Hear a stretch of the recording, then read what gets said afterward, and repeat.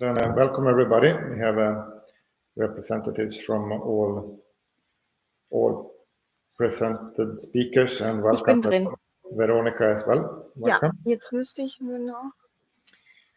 So the theme, as you know, is design for product families, and I've been through the videos already, and I can ensure that there are 5 quite interesting papers, and I think they all fit into the topic. So this has been a good pick by the program committee. I would actually encourage us or you as speakers as well, while the videos are running, to be able to relate your work also to the topic. Ansonsten können wir uns das hier. So Veronica, Veronica, hello. Please, if you can mute the microphone to reduce background noise while not speaking. Thank you. Yes. So that's a good tip to keep the microphones off while we present. And the way we run it is to run the video presentations for all 5 presentations in a consecutive manner. We can capture our thoughts or express our questions, clearly addressing paper 1, 2, 3, 4, 5 in the chat under sessions. And then I look forward for a good discussion after the presentation. So with that, I think we can launch the presentation, the videos. Yeah, just for a moment, Veronica, could you please refresh the Chrome page and enter the session once more? Okay, we had some problems with Veronica's connection. Okay, Ola, I can play the presentations now if you want to. Yes. So welcome.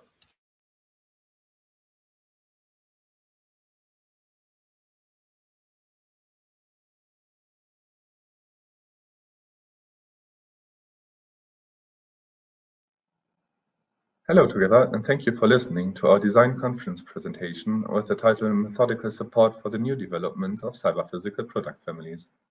My name is Jan Küchenhof. I am working at the Hamburg University of Technology as a PhD student, and I will guide you through the presentation as the presenting author. Evolution happens in the world of cyber-physical systems. That is, that classical mechanical systems transform towards cyber-physical systems and further towards the Internet of Things, as is shown in Figure 1. This shift from product-based to knowledge-based technologies is likely to redefine the nature of systems, including the enhancement of design products and their virtualization. This also affects products and related design practices, such as modularization.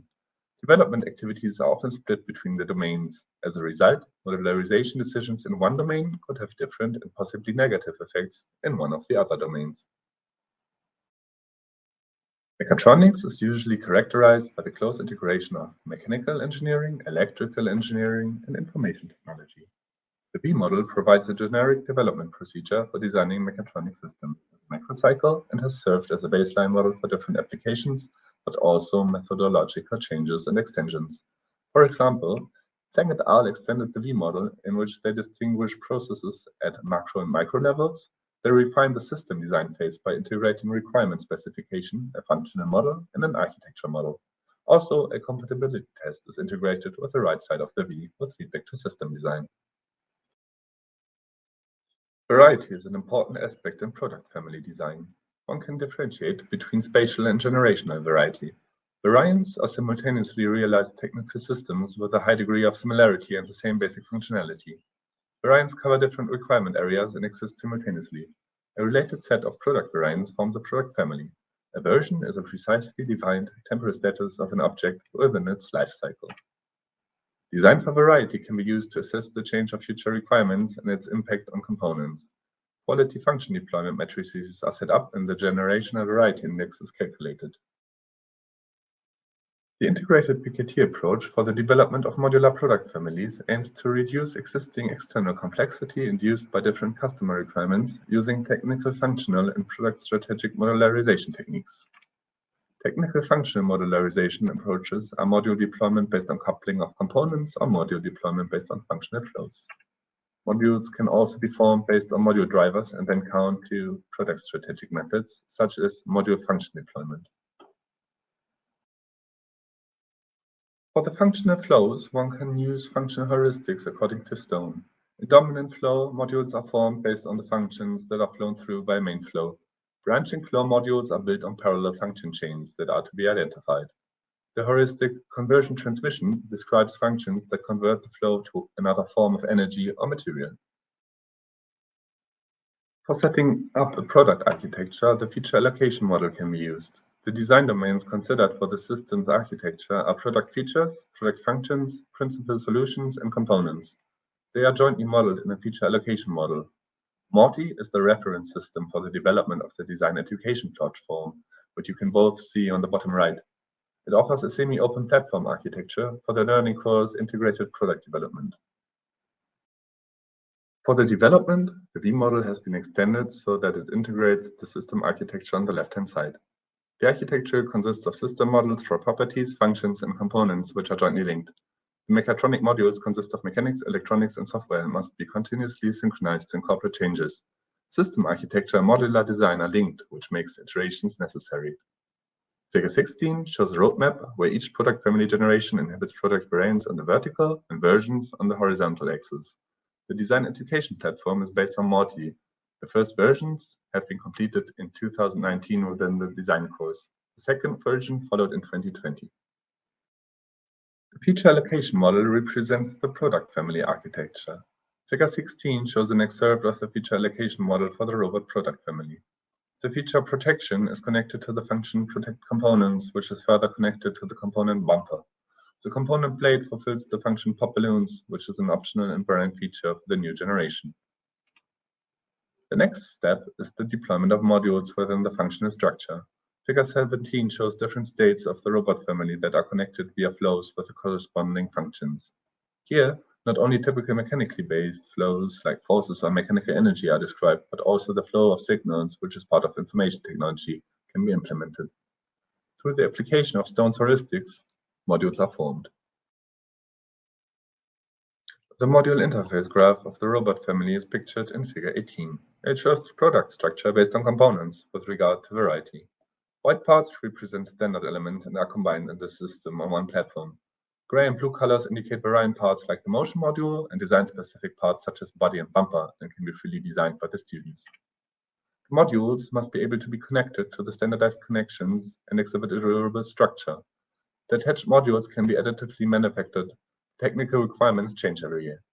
In 2019, the special task was to protect the front components resulting in the bumper module. In 2020, the additional task was to be able to pop balloons. Some creative solutions have emerged, as you can see in Figure 19.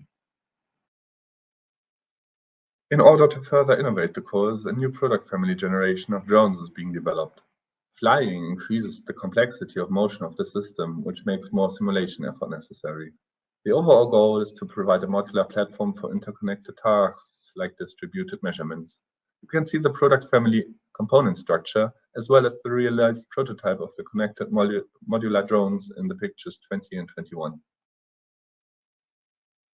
To conclude, we have discussed methodical support for the new development of cyber-physical product families and presented a possible development approach following an adapted B model. The iterative design of product variants based on the design education platform enables extensions of the product family of robots so that it can fulfill new tasks. A platform concept is being considered for the product family of drones so that new product variants can be based on that platform. Thank you for your attention. My colleagues and I are available for further questions. The vehicles in action can also be viewed on YouTube, following the links or QR codes.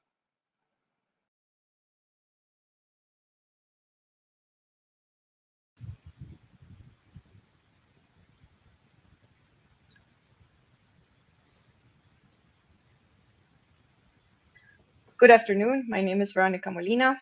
I am from the TU Berlin, from the chair of Methods for Product Development and Mechatronics. I look forward to presenting you about our research performed within the framework of the Werner von Siemens Center for Industry and Science about a method for function-based identification of potential AM components in conventional product architectures.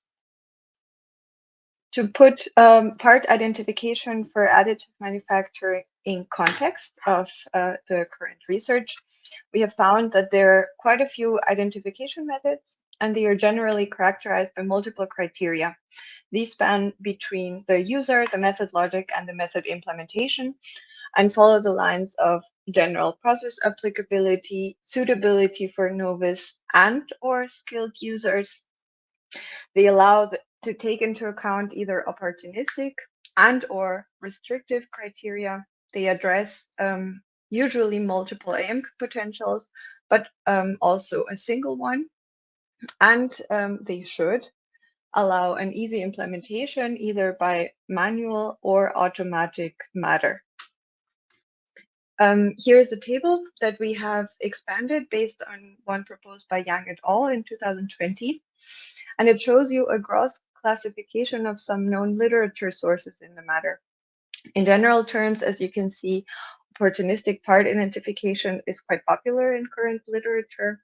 And the goal of addressing multiple AM potentials, such as material reduction or part count reduction, as examples, is pursued by most of the relevant sources we have identified. Nevertheless, none of the listed sources has addressed all of the identified aspects simultaneously. And we would like to talk about some of the challenges that we have also encountered in terms of these criteria later in this presentation. So what is our focus? Our method follows the lines of product architecture design specifically for additive manufacturing, but from the perspective of reconceptualizing existing products instead of developing new products for additive manufacturing. In these terms, we propose several indicators and a logic for part consolidation, part separation, and most noteworthy, for functional integration in order to restructure existing product architectures driven by conventional manufacturing towards including additive manufacturing into their solution space, and thus creating additive manufacturing oriented product architectures. Finally, we apply our method onto a specific combustion assembly in a gas turbine, which led to a successful reshaping of the assembly in this case. Now, why do we choose product architectures as the tool towards AM integration and product development? Here, we see some of the aspects of products impacted by additive manufacturing, which can be addressed easily and effectively by means of product architecture transformation. These potentials include customization, reduction of so-called adjacent functions, which we have defined as functions that exist solely by manufacturability or assembly restrictions in conventional manufacturing. Also, performance enhancement and thus reduction of service costs, reduction of assembly costs due to part integration, for example, and flexible configurability, and thus a more customer-oriented product. So, how does our product architecture transformation method work? We begin with a product architecture as it is, and start by discarding or backlogging currently unsuitable parts, and pass on only potential AM candidates for analysis. In the next step, we identified AM indicators in the product architecture, and based on this, we propose consolidation or separation of parts and the integration of functions in these consolidated parts. This leads to a restructuring of the product structure, which yields an AM-oriented product architecture. Some input data include, of course, product data, AM specifications about machine or raw material, and pre-filtering criteria, which is the discarding or backlogging of parts. These last two are case-specific or process-specific, depending, of course, on the use case taken into account in the moment. I will show you a little example of how our PA transformation works. First, we had an assembly with quite a few components and functions. After our method, the product architecture showed a reduced number of both components and functions, and carrying on the same amount of modules for the product. Applied to the gas turbine assembly that we have used as an example, it looks like this. So we have gone from 11 to 8 components or parts. On the function side, we have reduced the number through consolidation or integration from 18 to 15 while maintaining 100% of the required functionality. And as a bonus, we have discovered that an AM expert that had analyzed this assembly came up with 2 candidates for AM, while our method came up with 5 candidates to transform for AM. All in all, our method was successfully applied onto a real industrial application, after which a redesigned part with improved characteristics was able to be created for AM. Some critical points in the context of the mentioned criteria for implementation methods are the fact that it is not generally applicable to other AM processes, since there is a necessary one-time manual data input and storage for the method. That brings me to the next point of method implementation.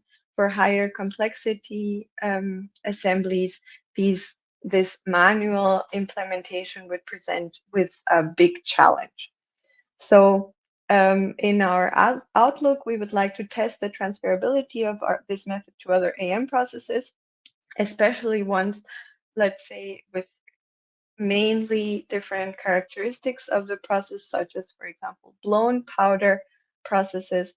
And we would also like to approach the automatization of the method to improve the implementation for it. Thank you very much for your attention, and I'm excited to discuss this subject and others at the end of the session. Thank you very much. And just a kind reminder to use the chat to post questions and refer to the presentation.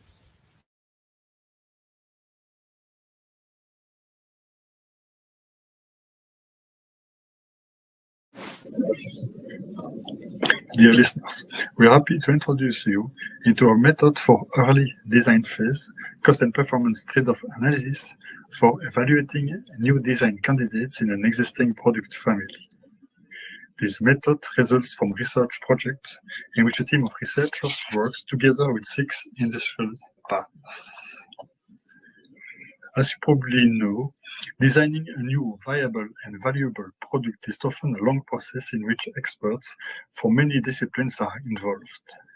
Think, for instance, of experts taking care of product performance, experts that focused on the costing aspects, and operational experts that watch on the manufacturability of the design candidate.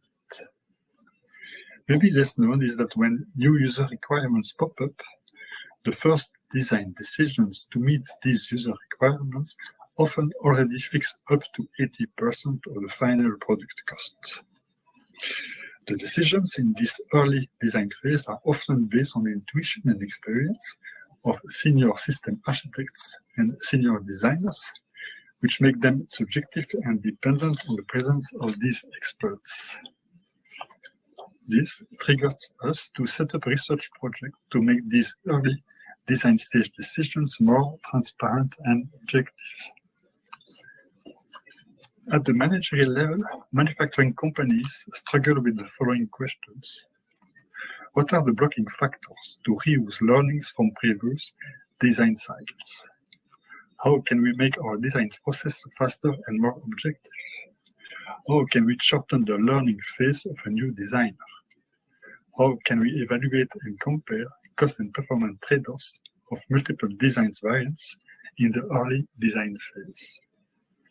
A set of key technical research questions that are hidden behind these managerial questions are: what describes a product in the early design phase? How to link the impact of design decision to cost and performance criteria? How to link design knowledge to actual designs? How to model design stages and their corresponding design decisions? How to deal with system level and component level decisions? These technical questions, and thus also managerial questions, cannot easily be resolved, since currently There exists no framework that captures the link between design, cost, and performance knowledge in the product family context. Note that design space expressions tool link design data to cost and performance data, but do not attempt to formalize this knowledge at a family level. Further, there exist no methods that focused on early design phase knowledge formalizations. Note that product lifecycle management tools support design knowledge, like bill of material and bill of processes, but require detailed information. There is no support in early design phase when the detailed information is not yet available. Finally, there is a lack of methods to evaluate system-level applications originating from behavior at component level. 12 companies in tackling these research questions. This barrier here on the slides needs to be removed. Therefore, we came up with the following technical solution. These solutions consist of 3 layers. The first layer results from many industrial interactions and is independent of the type of product that is designed. A domain-specific language is constructed that captures the concepts and relations that are necessary to model any product family. Key concepts in this domain-specific language are design space, cost space, and performance space. The design space consists of design choices and is related to the cost space via the concept of cost models, and to the performance space via the concept of performance models. This is visualized in the lower part of the slide. The second layer, models, conform to the domain-specific language of the first layer, the early design phase product family knowledge of a given product family, like, for instance, here, a family of exhaust systems. Concretely, this means that design choices, cost categories, and performance criteria are specified. For the example here on the slides, the cost space is instantiated with one cost category, the material cost. The performance space is instantiated with 3 performance criteria, tailpipe nose, back pressure, and weight. And the design space is instantiated with 6 components: front pipe, bracket, front muffler, and so on. For each cost category and for each performance criteria, a model must be given that derives the cost category and the performance criteria from the design choices. In the third layer, conform to the product family model of the second layer, design candidates can be made. This means that the designer sets the values for each design choice. This value can be a quantity or a reference to a component with its own design choices. Cost and performance is then derived thanks to the models defined in the second layer. Companies that are using this technology will be working with the product family at the layer 2 and the design library at layer 3. This library allows designers, but also data scientists, to evaluate and trade off early design choices for multiple design candidates. To conclude, we presented a 3-layered technological solutions that allows companies to formalize and collect their expert design knowledge. This allows designers, possibly non-experts, to make objective decisions in a short time frame. Further investigation is necessary to refine, relate, and track decisions over different design stages. We also see future opportunities for companies to exploit the tool for generating promising design candidates and for product family optimization. You're always welcome to contact us with the feedback and questions via the email addresses on this slide.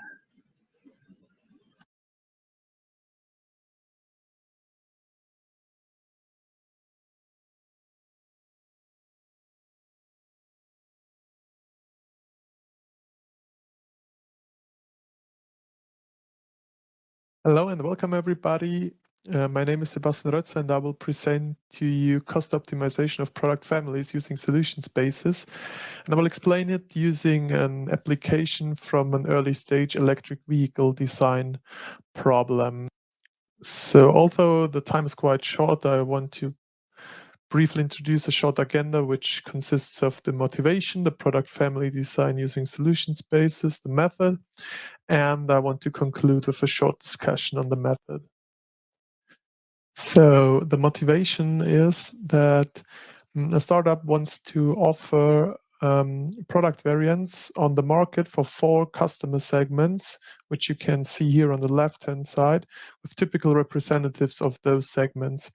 And the products should fulfill the same requirements which those products fulfill here, which were derived from a benchmark analysis. And we want to optimize 3 considered components, namely the frame integrated battery, the inverter, and the in-wheel motor. You can see this is a very flat platform, electric vehicle platform, which the startup designs here.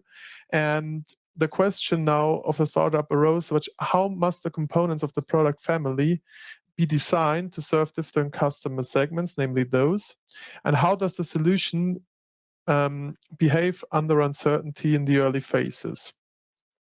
And therefore, the approach product family design using solution spaces comes into place. Now I just want to show you the procedure of the approach. It's in the first step, solution spaces are derived for different products. Those solution spaces, the rectangulars, only contain good designs for each product, and this analysis is done for the different design variables, for all design variables of the different products. And whenever those solution spaces overlap, it means that the component can be standardized from a technical perspective. But as you can imagine, there are millions of combinations, and so we need an optimization algorithm to find the cost optimized one. And now for our solution spaces, we need an abstracted, or we need a model of our system. And here you can see an abstracted representation of it. So we have the design variables of our 3 components, but we also have different cycles, and we have also design variables of the vehicles according to aerodynamics and geometrical design variables.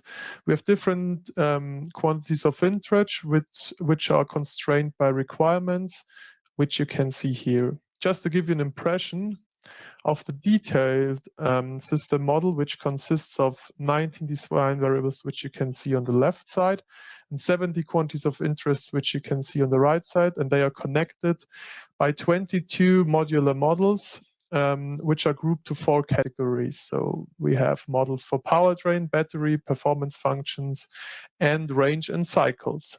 And now we use those models to derive our solution spaces. So the green dots indicate that all requirements are fulfilled. Whenever a dot has a different color, it means that at least one requirement is violated. And you can see here which one. And so you have here all the design variables on the axis of the diagrams. And for example, you can see here the length of the motor and the diameter of the motor as the design variables of our motor.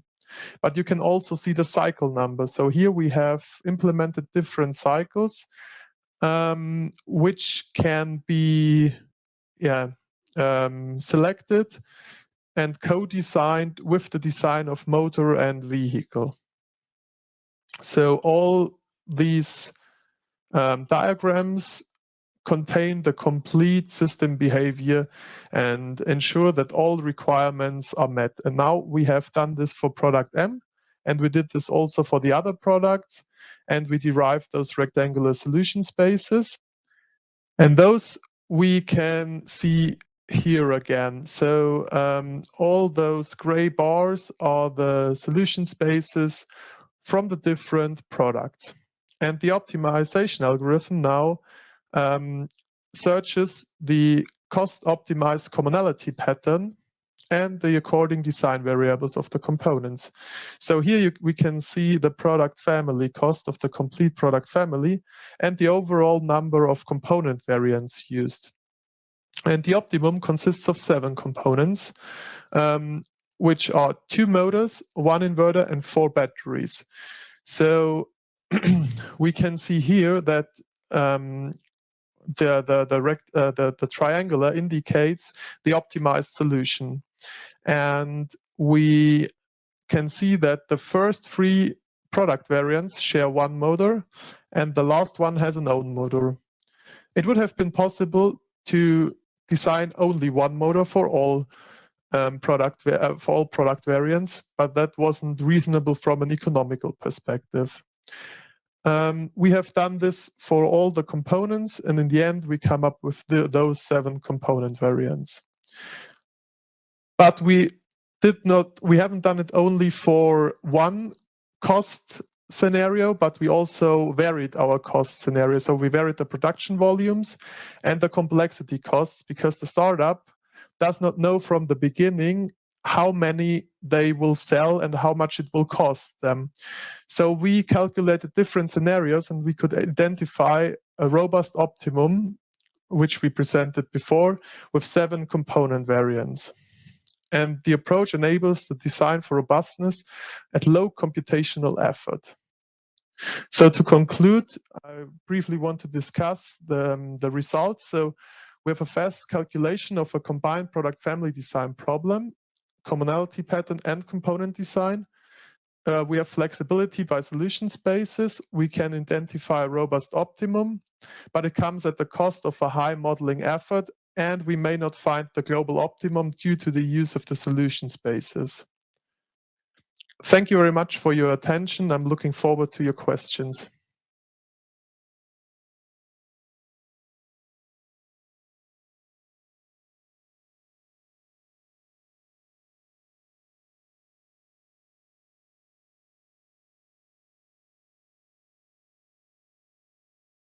Hello, my name is Michel and I'm a PhD student at the Institute of Product Development and Mechanical Engineering Design at the Hamburg University of Technology. I am happy to present the results of our paper under the title Methodical Approach for the Model-Based Development of Aircraft Cabin Families under Consideration of Lightweight and Cost-Based Design. In the aviation industry, the aircraft cabin development has special challenges for methodical product development. Especially with aircraft galleys, we currently face 2 very different and conflicting goals. On the one hand, there's a high variety due to individual customer requirements by the airlines. This leads to a high number of different variants offered to the market. With this external variety of different variants comes a high internal variety for its manufacturer. To reduce this internal variety, methods to develop modular product families can be used. On the other hand, a weight reduction due to lightweight design is the important aim in aircraft industry. Therefore, a lightweight structure has to be developed. So modular product families reduce the internal variety, but leads to a higher weight. However, another goal is quite the opposite side, to decrease the weight wherever possible. Harmonization of the 2 conflicting goals can be enabled with the method modular lightweight design, leading to a modular hybrid design. In addition, the production and aircraft cabin assembly leads to high cost for the aircraft cabin manufacturers. So cost-based approaches to the further development of product families promise to solve this problem. Also, aircraft cabin monuments are characterized by the use of sandwich panels, which require complicated design. For these 3 areas described here, the modular lightweight design, the cost-based design, and the sandwich design, approaches have already been presented individually and used in part for the development of new aircraft designs. So the problem addressed in this paper is that new aircraft cabins are often designed from only one point of view. The 3 design areas described are not applied in a linked manner. The aim of the paper is to present a holistic approach to the development of product families in aircraft cabin. Also, a model-based support during development for the complicated and extensive data volumes of aviation is necessary. And also, we want to identify the benefits for an eco-efficient design. And therefore, our research approach starts with the first step, the analysis of the integrated areas. The second step is to present a new methodical approach for sandwich design optimization. The third step is the integration through a new holistic approach for future aircraft cabin design. And the fourth step is the model-based support for the approach. Finally, the last step is the application in projects, the aircraft industry, and give a short outlook.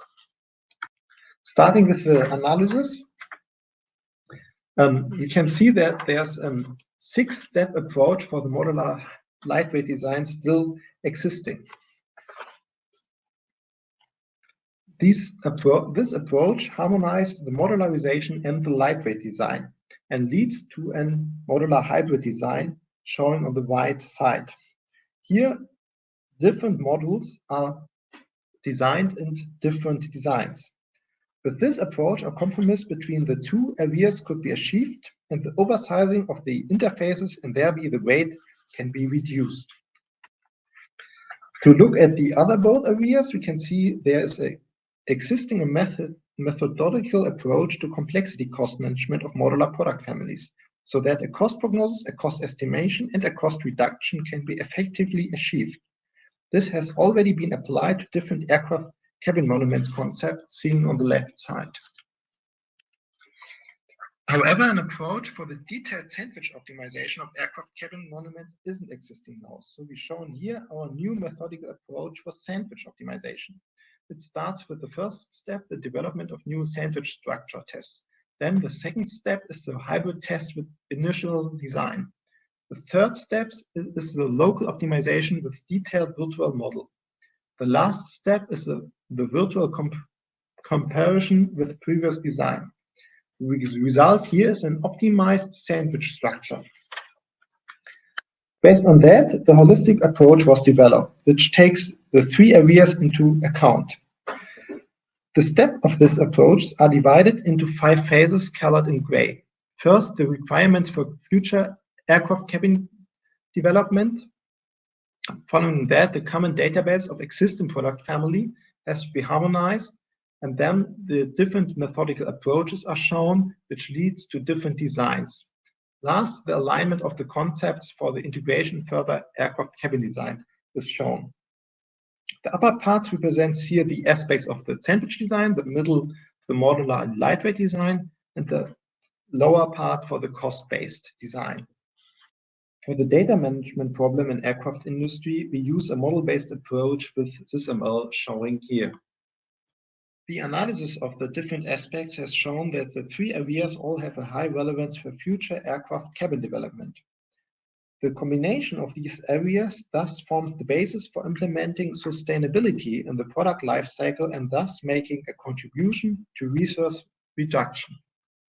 A holistic approach is being applied in numerous aviation projects as case studies. For example, in the project Michel, a modular hybrid design is developed. In the project Effect, virtual testing of sandwich cabin monuments are researched. In the project Cabin Joint, load part optimized designs are developed.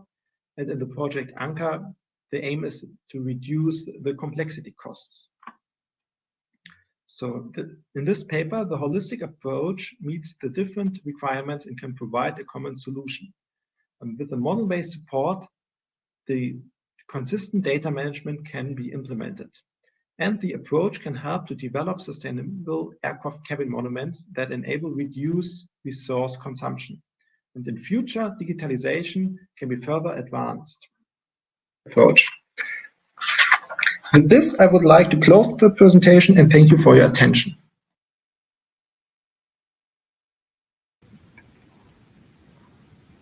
So with that, we have been through the videos of these 5 contributions of papers. We have all the representatives here as well. I open very, very openly and see if there is anyone who has a question for any of the presentation on the presentations. I can launch another couple of questions to begin with, but we would like to have a bit of a discussion. If we go back to Jan's presentation from the beginning, first presentation, I think you show quite clearly a pedagogic way of modeling that, and you've been building on that for generations, I understand, in experiments as well. But when you come to the end, you also said that you foresee some, and at least also in your paper, that you would see that these components, a robot or drones, actually fly together in swarms. That would mean that the functionality of the solution actually comes with a multi-product architecture. It means you have several products that work together to fulfill their task.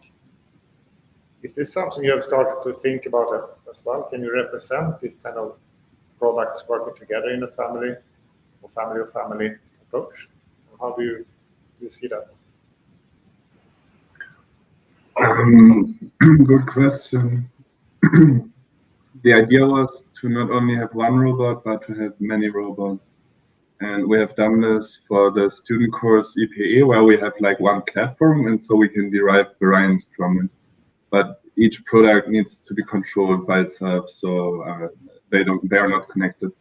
And then we have the project where the swarm drone was developed, and we just made one prototype yet, but the idea was that each drone has different functionality, so that they communicate. And so in the product family, we would have product variants that can fulfill different measurements, for example, so that one drone can measure acoustics, the other drone can just send data or something like that. It's also interesting to have ground units and flight units connected, so that you have the ground unit maybe for connection or for like a Wi-Fi that can be hosted by one ground drone, and then they can gather the data from different other variants. But we haven't gone much further. We're developing one more drone right now, and we try to make 2 drones communicating in the next step. And then our hope is that we can make more and more drones so that we have a network that is expanding. But it's really difficult to make the flight test, because when we can control one drone, we can just fly it. But if we have 2 drones, it needs to be optimized, and then it's hard to fly outside because you don't get permissions. You need permissions to have drones flying autonomously. Okay, so it's a bit of a practical way, but from a kind of a principle point of view, it seems that it would be possible to capture, since you then separate some functionalities between the individual drones in this case, so they can actually change or depend on each other. Do you see that at least principally could be a way of modeling that system, so to speak? We have another question about the modeling. So usually we have the variety allocation model that I changed to the feature allocation model, and there we model the product family architecture. So we could try to have to identify basic functionalities and provide them to different drone units. And we also model new functionalities in there. So that would be the basic model to structure the product family. And then we have component models like the modular interface graph, where we can see the product structure. Okay, sounds relevant. Do we have any more questions for Jan at this stage that you would like to pose?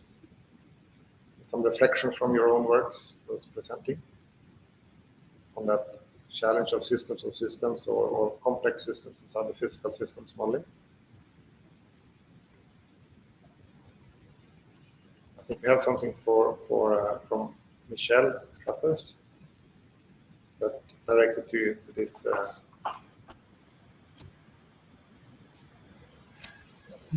Yeah, so this is a question to Jan and/or Sebastian. So what do you mean by complexity cost, and how do you define it, or do you model it?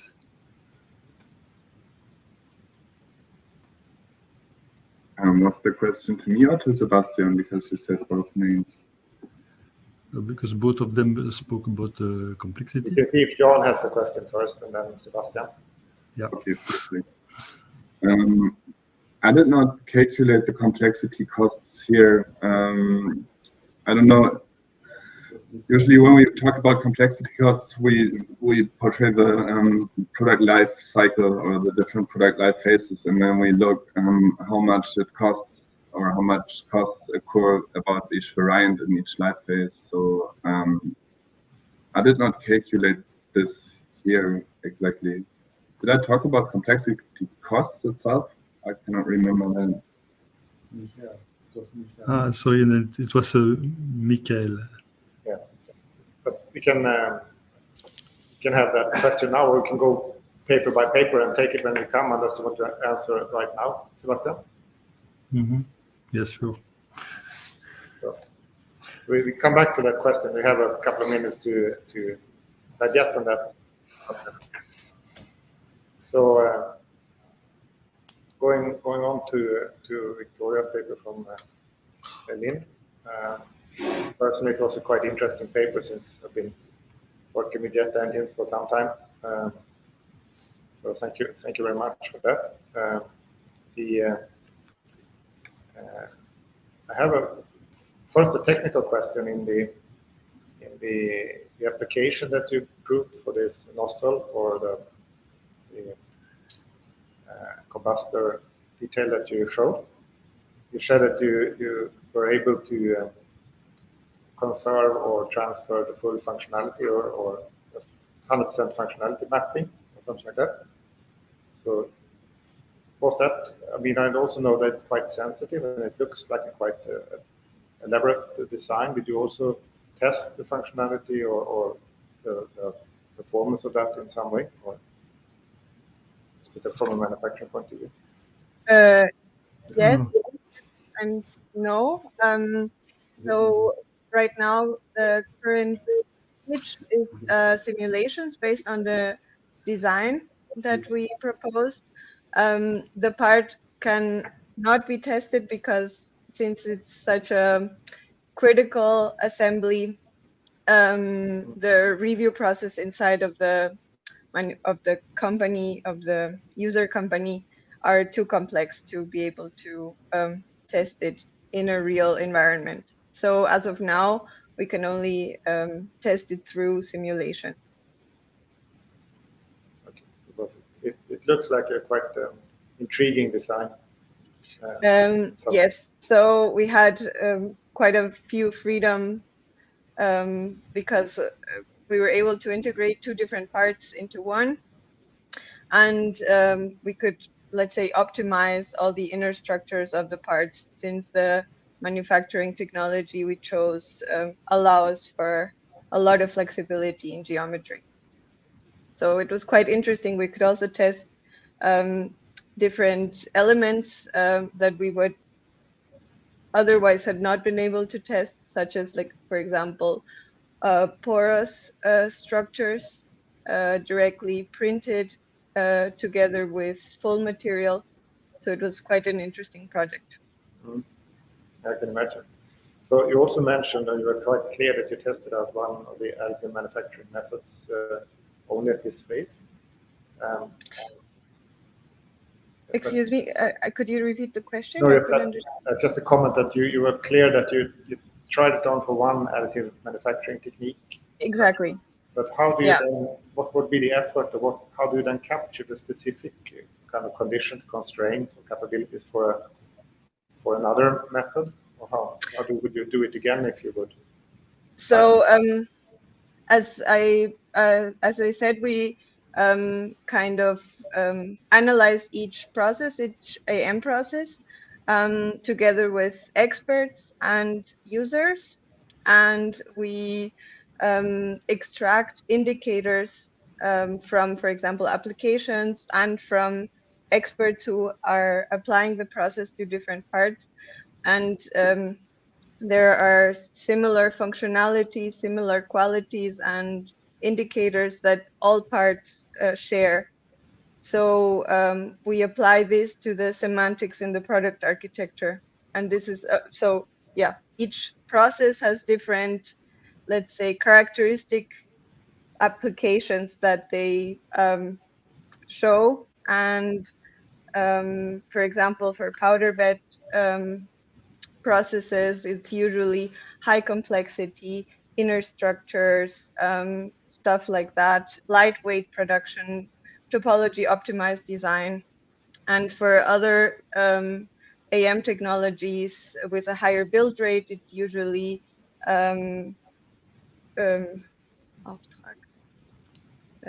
build up on existing substrates.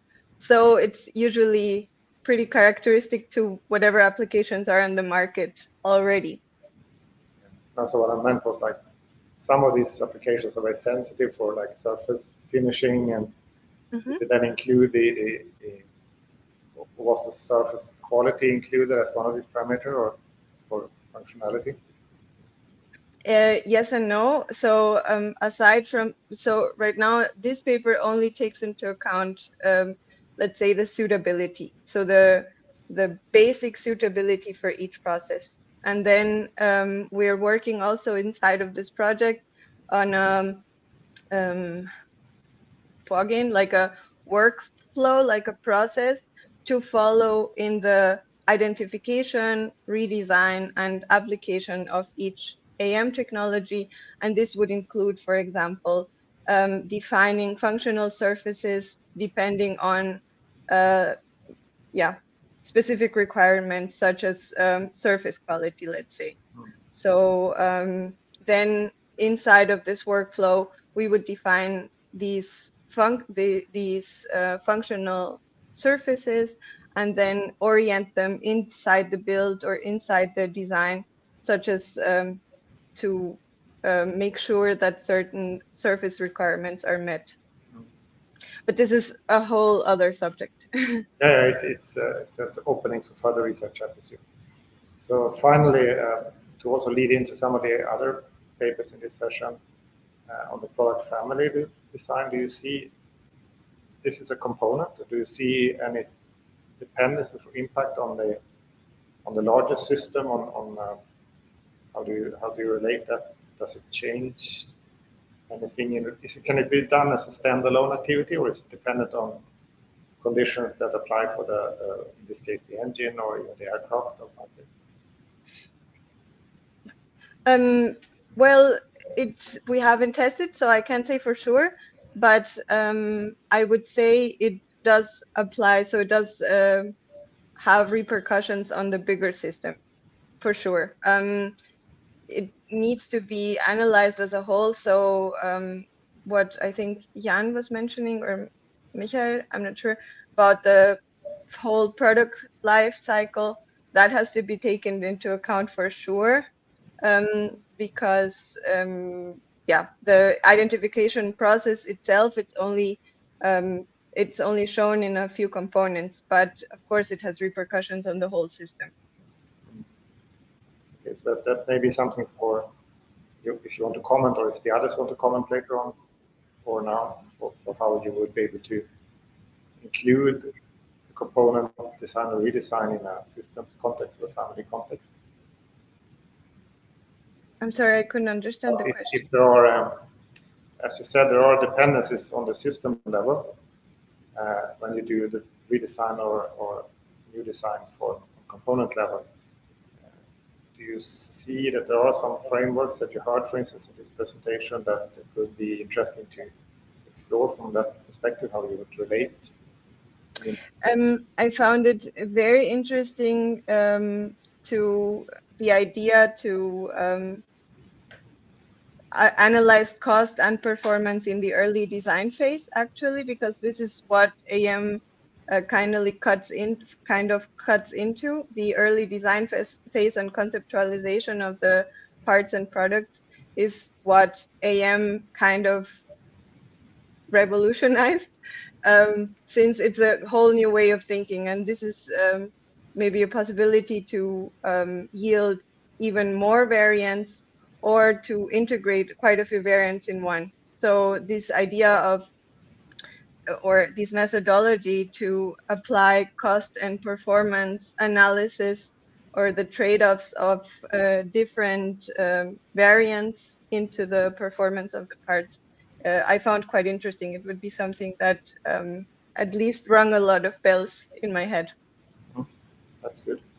But maybe, do we have more questions for Veronica at this stage? Or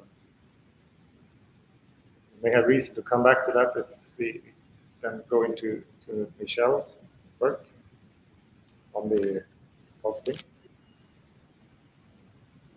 You have a comment directly, or? No, not really. I was really happy to hear Veronica be interested, but I have no further question. I think that you are. I think it was an interesting presentation, an interesting area, of course, because you touched upon this early phase where we have immature levels of information, I think. So our interest is in knowledge formalization in early design phase, indeed.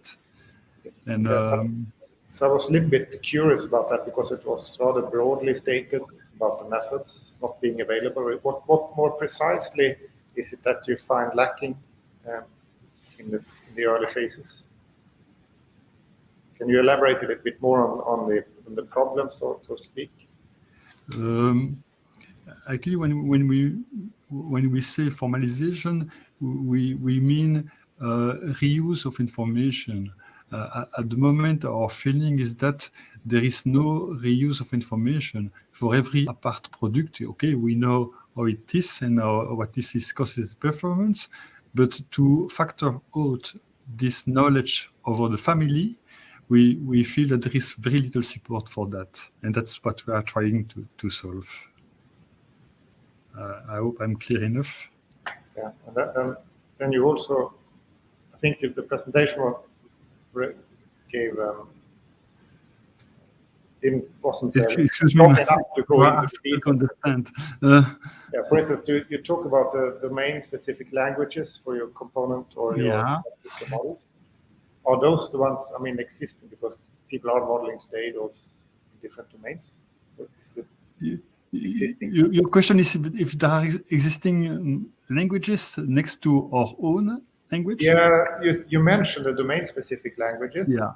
Is it something that is actually the domain-specific language we developed is the result of our work.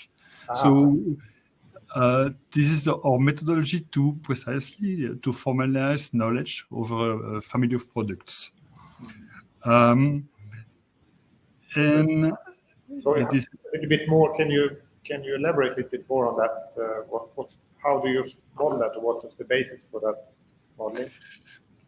The basic is, as in the presentation, design choice with a space, design space, sorry, with design choices. That this is space, this is the design space. Next to that, we model cost and performance. Actually, we try to abstract those concepts also on different abstraction levels. And so the result of that is that you can first specify your knowledge over a product family, and second, to play with those specifications, that is to manage data which are conform to these specifications. And this allows us to apply this tool for, we hope, for any domain. And actually, we applied it for exhaust systems, for beamers, for glasses, and we hope to apply it for more domains. Okay, so what is that tool, or what's the language, or how do you, is it UML based, or is it something else? So this is our language, and so this is our results, and it is based on EMF, the Eclipse Modeling Framework. The EFM, or? Yeah. Yeah. So enhanced function means, or which EFM? Excuse me? Yeah, I didn't hear it simply because you said what kind of framework? So the language is our result. So actually, it has no name. That's a good point. We should find a name for that. But it is based on the Eclipse modeling framework, EMF. Okay. Yeah. Okay. Thanks. Then I heard. You're welcome. Okay. No, it's just interesting because we seems to model similar things in other ways. Yeah. Actually, if you want my feeling, when I hear all those talks, all of them are in some way about modeling language or to put the language way for our products of the world in the system and to reuse this information. Also, on the talks about digital twins, actually, fundamentally, these are all of them attempts to formalize knowledge. Yeah. So final question: what led you to develop a new language or a new modeling language, and not settle for the ones that's normally used?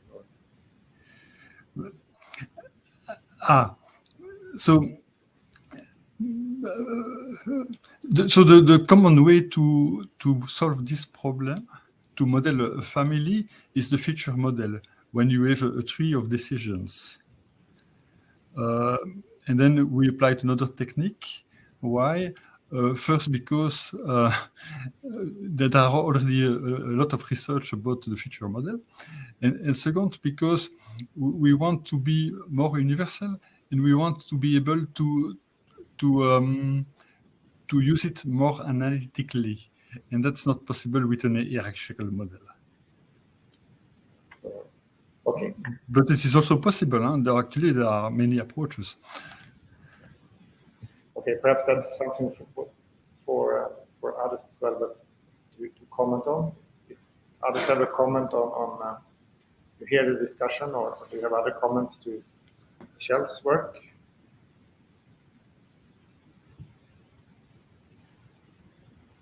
Otherwise, I suggest we proceed actually to the next paper. We have Sebastian is with us again. You were dropped out for a second. You also looked into cost modeling for product families, and I'm a little bit curious. You mentioned also that there's you limited your work because of the effort. I didn't really understand if you kind of go through the entire process all the time, or do you have some? How do you reuse it, or how do you make it scalable? Your approach, is that a limitation or not? How to scale the approach to the application? Your question. Now you broke up, at least on my side. Sebastian, please can you refresh the web page and enter the session once again? The microphone is not working very well now. Okay. No, we will wait for Sebastian to connect again. Meanwhile, we can see if anyone else wants to pose a question for anyone at this stage, actually.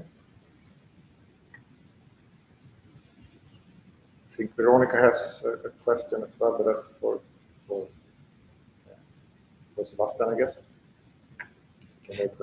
Yes, I had written some questions, so I just put them in the chat. I have one question for Sebastian and one for Michel. So I was wondering, you mentioned your methodology would be kind of the key to applying this cabin design to the sustainability subject. And I can, of course, the lightweight design is kind of obvious, but I was wondering in which interconnections or which aspects of your methodology can apply to the sustainability issue, because it's a large issue in airplanes. Yes, thank you for the question. So you are right. The main topic in aircraft design is the lightweight design. So you have to reduce the weight. That's the main aspect of sustainability. All other aspects don't have a big impact of sustainability in aircraft design. And so, yes, we have the main result is to do, it's not such a special result, but to think at the lightweight design, to think at reduce the weight. Each aspect or each approach for the cabin design, which doesn't implement that lightweight design, isn't helpful. So focusing on lightweight design is the main aspect, but also we try to find the right words to include the sandwich design aspects and to focusing on the materials. So, for example, natural fibers are also an aspect we can use for the sandwich design, for the carbon based design of aircraft cabins, also to reduce the weight, but to reach a sustainability aircraft development and to reduce the emissions. Yeah. And also a little bit this digitalization aspects could a little bit helpful to make the production or the development a little bit sustainability, to reduce the effort for the product development and also the production. Have you applied this theory have you applied your methodology and tested this? We are still, yes, in ongoing projects, we are still doing it now. There are no final results now existing, but we have used some parts of this methodology using in some projects, and I've shown it on the last slide, very shortened, where we see different aircraft projects with industry partners, where we can see some aspects, but the whole research approach is now under application, so we have no final results now. So I think Robert is thinks Sebastian is still struggling to join, so perhaps I can follow up a little bit more on the question to you, Michel. Actually, I had the same question as Veronica on the sustainability. I'm not. Maybe can I add an aspect? There's also this sustainability is a model driver for us in the modularization. So on the other point of view, we look at the modular product families. We think at model drivers, so a little bit product strategic point of view. And we say that a recycling-based model, for example, can improve the recycling. And so we have also, beside the lightweight and the material aspects, these aspects coming from the modularization.